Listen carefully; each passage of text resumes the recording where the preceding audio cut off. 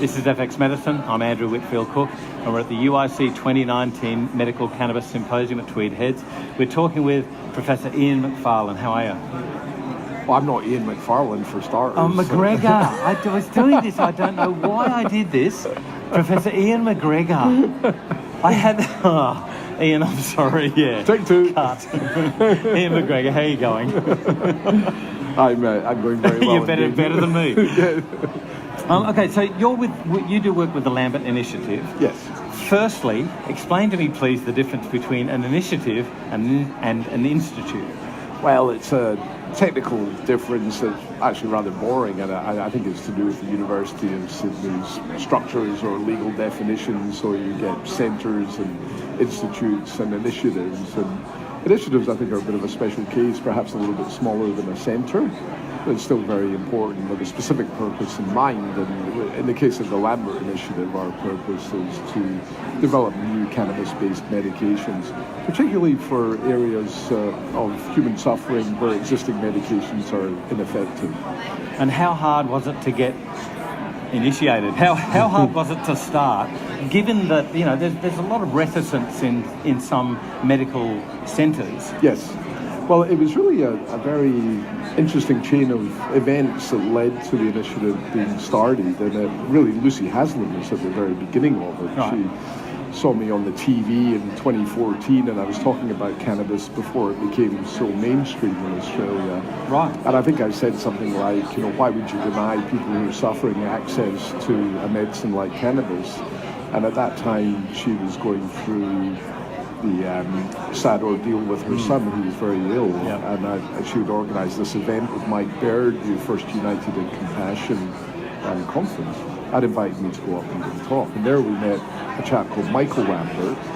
Michael Lambert was the father of a little girl who had severe epilepsy, Caitlin Lambert, who still is her father. And he was treating Caitlin with illegal cannabis medicines that was imported from Denmark. So we met Michael, lovely fellow. And in my speech at the first United in Compassion, I said, why don't we set up a centre for the study of medicinal cannabis? And that got Michael Lambert very engaged, and he went off to his parents, who were high net worth individuals, and we met Barry and Joy Lambert, and through a series of meetings we negotiated a very large gift to set up the Lambert Initiative with her blessing. So it was all to do with Lucy and her story, and how that interfaced with the Lambert's generosity. And at the time, the gift was the biggest that the University of Sydney had ever received, and the biggest that had ever been given in the field of medicinal cannabis internationally as well. So quite an unprecedented set of events, and leading to this incredible opportunity for Australia to do world-leading cannabinoid research. So back then, the only products that were available were basically illicit products. How did you then move, so quickly, really, over a period of how many years has this been? 3 years. 3 years? Or thereabouts. Okay, so what's been the movement from where you started to where you're now doing research with, I would say, not authorised products, but more formalised products? Well, the important point to make is that the Lambert Initiative is engaged at a number of different levels. So, for example, we're involved in producing cannabinoids in the lab. Right. We do a lot of chemistry research. We do a lot of work with cells, for example, cancer cells and brain cells. We work with tissue that comes from patients and things like cancer and epilepsy. We also run a lot of experimental work with animals, animal models of disease, rats with cancer, animal models of addiction. We do experimental human work, giving cannabis to people and looking at how it affects their driving, for example, or their pain thresholds. And we also run bigger clinical trials. But our main mission is to unlock the potential of the cannabis plant. There's more than 500 bioactive molecules in there. There's 144 cannabinoids. We know what 2 of them do, THC and CBD. The other 142 are a bit of a mystery. And so we're kind of working on 3 to 20 in the list, working our way through them and trying to find their therapeutic potential as individual molecules, but also in concert in Entourage as well. Right, so this is this all-important Entourage effect. Yes. How How do you think doctors are going to get over that hurdle of the entourage effect? Well, I think one of the things that's really important is to agree whether the entourage effect is real or not. Right. And in fact, we have an assumption that the entourage effect exists, but the reality is that there's very little evidence other than people's subjective reports. You need a much more hard-headed scientific approach to entourage, and that's what we're doing. So for example, we've just done an experiment where we looked at the effects of THC, the main intoxicating cannabinoid, together with terpenes on cannabinoid receptors. So the entourage effect we predict that if here's THC, it has this effect on the receptor. If you had limonene, beta-caryophyllene, a few other terpenes, then you get a bigger effect. Yeah. And we showed that we didn't. So no, we didn't actually. You didn't? So that doesn't mean the entourage effect doesn't exist. It may be through some other mechanism, but at that very basic receptor level, we were unable to show it. But that's just the beginning of the story. There'll be other ways that we're able to demonstrate that it exists if it does. And I think an important thing to say is cannabinoid science is extremely complex. We've got all these molecules in the plant. We've got endocannabinoids. We've got possible changes in endocannabinoids in different disease states. And so there's this huge sort of matrix of possible interactions. This is what this disease condition looks like. This cannabinoid might work best for that particular condition. And that requires a huge amount of scientific and clinical research to unlock that puzzle. When you're looking for effect, and you've got sort of accepted, not cells, but accepted systems to look for a particular effect. So, yes. When we're looking at the entourage effect, what if science got that wrong? Like, for instance, we've only just realised that there's these neuronal buds in the periphery. Yes. We've only just realised, and that's anatomy. Yeah, I mean, science is the art of getting things wrong, right? Yeah. And that's how you learn, and that's how knowledge is built. You go in with a particular hypothesis, you prove that it's incorrect, and then you move on. So a large part of what we do is what we call fast fail. So, which cannabinoid is the most important for pancreatic cancer? So we can screen very rapidly, say 20 different cannabinoids against pancreatic cancer cells, and 18 of them may be completely ineffective. That's good, because that allows us to narrow our focus. You don't want everything working all of the time. So a lot of what we do is generating null results, like the entourage on CB1 cannabinoid receptor, null result, but we were very happy with it because it shows that we have to look elsewhere for entourage effects. Owing to clinical need and compassionate need, indeed, where the Lambert Initiative started, do you think it's a case that we just need to have this compassionate need now, move ahead, but maybe reverse engineering it while we're doing it to understand the effects? I call it the benefit of the doubt, which is really, some countries have chosen to give cannabis the benefit of the doubt. There's uncertainty over the evidence. The clinical trials haven't been done in a lot of key areas. For example, cancer. There's only really one half-decent clinical trial that's been done looking at the effects of cannabinoids on tumour size reduction, in GBM. You think, cancer is such a common disease. Surely there's hundreds of clinical trials that have been done with cannabinoids in cancer, but they just haven't been done. Right. So what do we do in the interim? Do we lock up the plant, or do we give it the benefit of the doubt and say, well, the harms caused are probably less than the potential benefits, and when you weigh it up and you're compassionate and humanitarian in your approach, particularly to those in extreme need, those who are suffering because conventional medications don't help their condition, you should give cannabis the benefit of the doubt. I think that's what's happened in Canada, it's happened in Germany, the Netherlands. If a GP thinks it can help, then they're allowed to prescribe it. As a politician said to me in Australia, if the patient wants to try it and the doctor wants to prescribe it, we should get the hell out of the way and let that relationship develop. Yeah. Speaking with Mark Ware earlier, and he was talking, it's early days yet in the Canadian environment, but then we've got Dedi Mieri is speaking about the Israeli environment where they've been using it for quite some time. I guess where my question's going here is that you're talking about adverse effects and safety issues and all that sort of thing. are there any real red flags that we're seeing, or should we be listening to the previous research or the previous way in which it's been used to show that there are no real red flags, we just need to move ahead? The reason I ask this is because you'll get the conservative medical people saying we need to do this safety data first before we do anything. You can't blame doctors for being cautious and risk averse. You'd expect nothing less of physicians. They don't want to take risks with their patients. I think you have to fully respect that. But I go back to the earlier point, and that is that cannabis isn't just one drug. And you can't take a certain blanket legislation and apply it to every cannabinoid. So, for example, someone who's on a high dose of CBD, cannabidiol, will not really be impaired in any detectable way. There might be a slight interaction with other prescription medications, which is quite easily managed, but they are nothing like someone who's just had 20 cones, from a bong. And so they're both medicinal cannabis. Pulling a cone from a bong to get rid of your pain is a legitimate approach to medicinal cannabis. Taking a capsule of 800 milligrams of CBD is also a legitimate approach.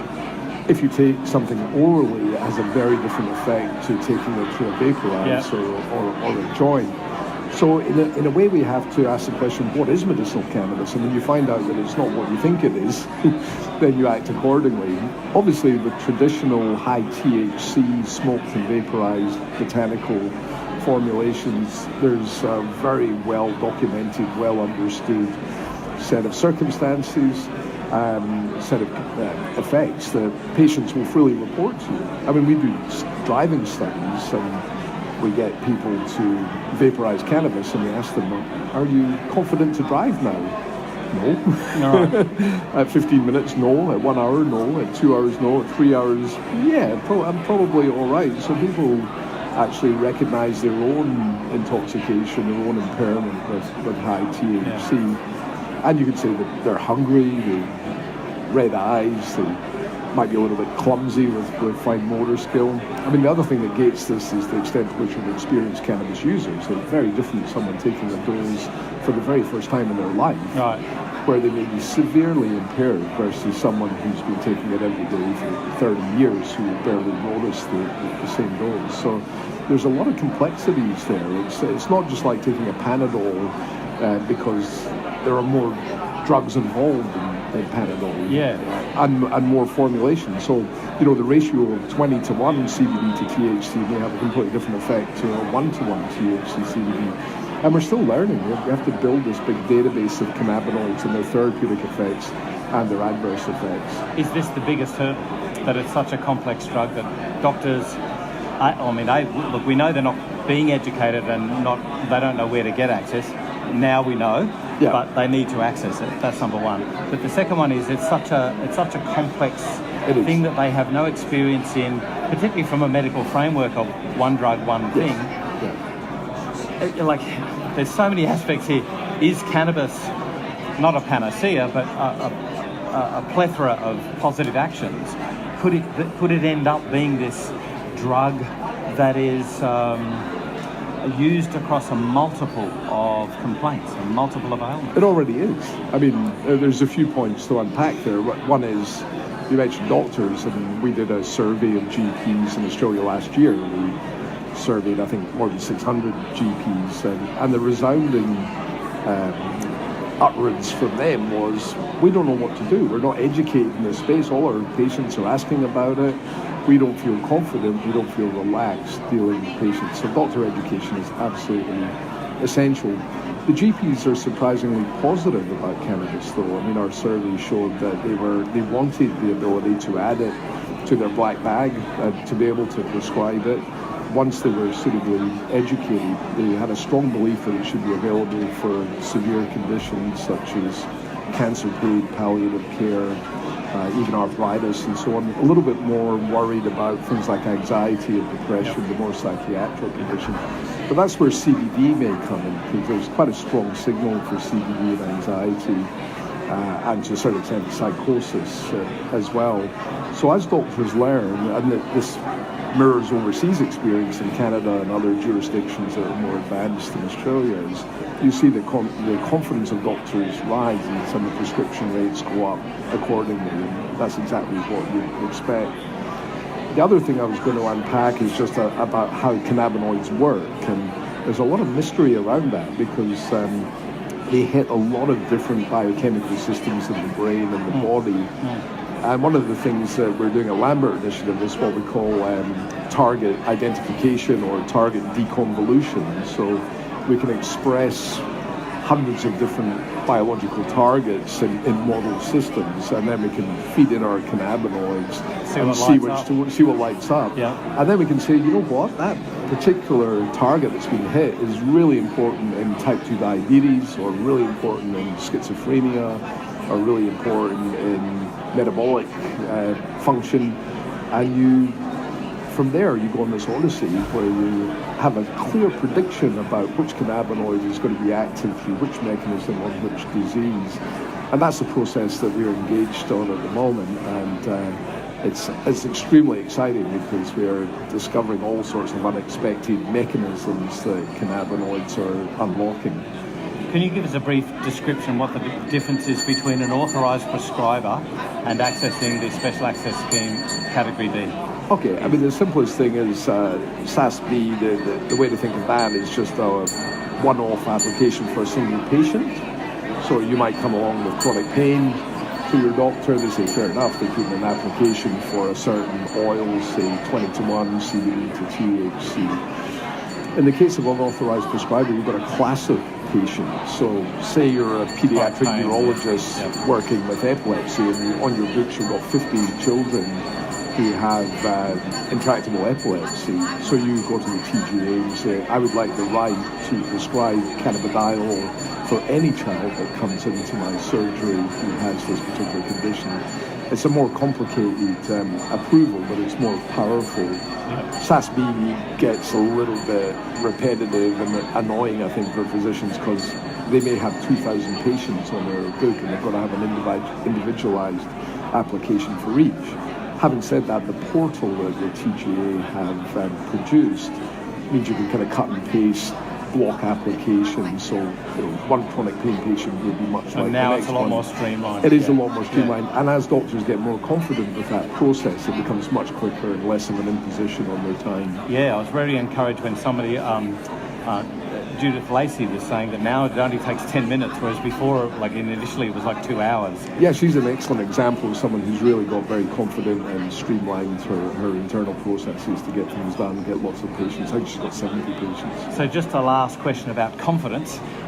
What would you say as a call out to doctors who are interested, wondering where to go? Would you say to, specialise in just enabling access for a certain group of patients until you become expert in that or get some confidence over that? Or would you say open it up to anybody who really needs it and gain experience over a vast array of conditions? I think the most important thing is to get educated and get comfortable, and that there are a number of training courses run by individuals. David Caldecott, Teresa Tarpley, for example. We are looking into the possibility of running a postgraduate medicine course at the University of Sydney, which will be all online. Wow. Although we may take it on the road as well eventually. Wow. So that should be a very high quality offering, and that will complement the existing courses that are already out there. And also, I guess, means the doctors don't necessarily have to physically attend the session, and they can pace their learning as they like. So that we've earmarked that as a priority for the next 6 months to get a University of Sydney course up and running, which will assist with education of the doctors. We look forward to that sooner rather than later. I hope so. Professor Iain McGregor, thank you so much for joining us on FX Medicine today. This is FX Medicine. I'm Andrew Whitfield Cook.